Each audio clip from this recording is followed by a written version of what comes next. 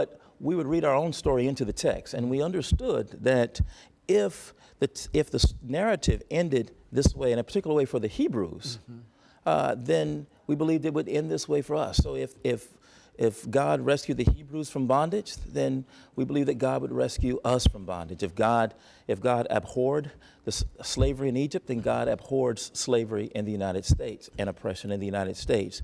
And those types of readings empowered us. Now, we didn't originate those types of readings. You have to know that the Puritans themselves understood themselves as living through the Exodus story. They saw tyranny in Europe, tyranny in Britain, and read that as ancient Egypt, and saw their journey to the New World as a journey across the Jordan to Canaan. Now, as African Americans, when we pick up the story, we generally pick up the first 14 chapters, that is the slavery in Egypt and freedom at the Red Sea. How we got over. That's right. The Puritans, however, picked up the next part of the text. That is, they became God's military arm, cleaning out Canaan. And they lived that out in relation to the Native Americans. And so we see very different readings and gravitation toward very different parts of the Exodus story, with the Puritans and then and later successive generations of Americans and African Americans in the ways that we took up the text, primarily for freedom and then toward uplift. So two very different ways of taking up the text. What was interesting to me, what has always been interesting to me growing up, is how the Bible can mean one thing to one congregation or one group of people or one region of the nation, and the same biblical text can mean something entirely different to another congregation, to a congregation next door, down the street, or in another region. And so in the United States, we have not only red states and blue states, but we have red congregations and blue congregations reading from the same text, believing entirely differently about who God is and God's activity in the world and how we should respond to God's activity in the world. So in my book, I look at ways that, my recent book, Pillars of Cloud and Fire, I look at ways that African Americans have taken up the text, beginning in the antebellum period, just before the Civil War. And so I look at, for example, in the antebellum period, African Americans read the text and understood that the Promised Land was emancipation, and once emancipation came in 1865. We began to reconfigure our understanding of Exodus. We held on to the same story, but the Promised Land then became uplift. How do we find a way to gain some economic status, educational status? How do we raise our quality of life in a world that still hates us? And so from 1865 up until the Harlem Renaissance, during the era of Reconstruction, you find African Americans reading the Exodus story still, but no longer talking about emancipation, but the Promised Land became uplift.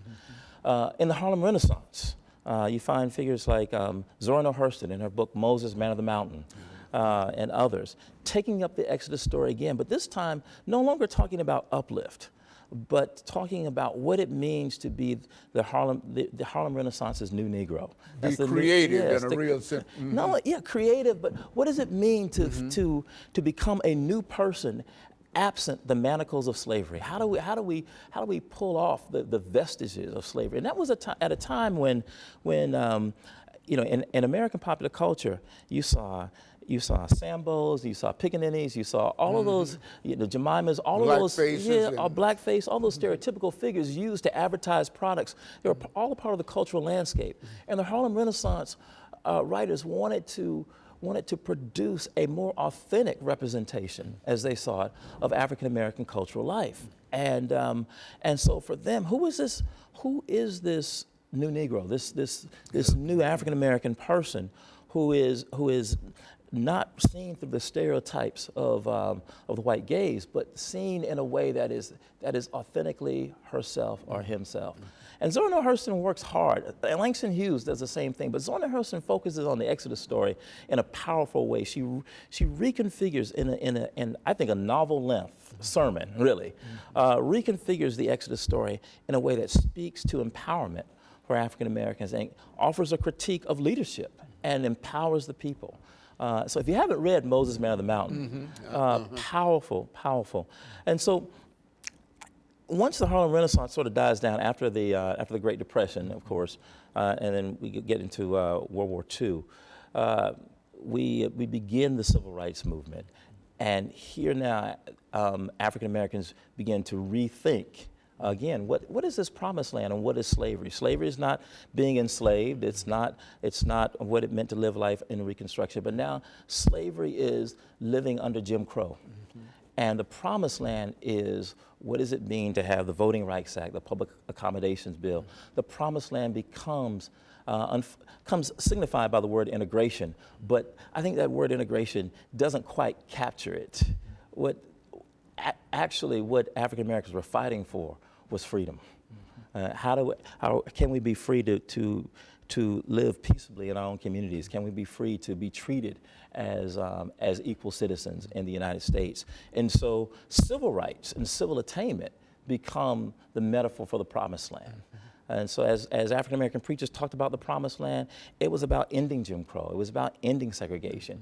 It was about finding new ways of living as first-class citizens with equal rights. And then finally in the Black Power era, just after the death of Dr. King, after the assassination, we find again African Americans reconfiguring this Exodus story, and particularly folk like Reverend Albert Clegg. And so what we'll do, we'll take this final break and then we'll come back and continue. And we'll be back with our audience following this very, very short commercial break.